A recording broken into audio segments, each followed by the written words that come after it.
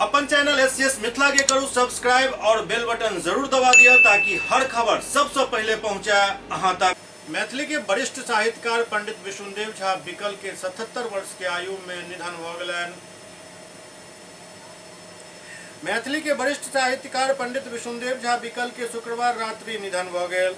77 वर्षीय साहित्यकार के निधन के खबर पाते ही विद्यापति सेवा संस्थान के महासचिव डॉक्टर बैद्यनाथ चौधरी बैजू एवं वरिष्ठ साहित्यकार मणिकांत झा उनक पैतृक गांव आसी पहुंचकर उनक पार्थिव शरीर पर पुष्पांजलि कयलनि और संस्थान परिवार की ओर से भावभीनी श्रद्धांजलि अर्पित कयलनि। शोक संवेदना प्रकट करते संस्थान के अध्यक्ष सह कामेश्वर सिंह दरभंगा संस्कृत विश्वविद्यालय के कुलपति प्रोफेसर सजनाथ झा कहलनि जे विद्यापति सेवा संस्थान के संस्थापक सदस्य रहल आंदोलनकारी साहित्यकार बिकल जी मैथिली के बरद पुत्र छलाह।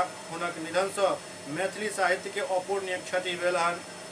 महासचिव बैद्यनाथ चौधरी बैजू हुनक रचना के मैथिली साहित्य के श्री वृद्धि करे में अत्यंत महत्वपूर्ण बतौलनि। वो कहलनि जे वो मैथिली के सब विधा में रचना को एकर भंडार के परिपूर्ण करे में महती भूमिका निभौलनि।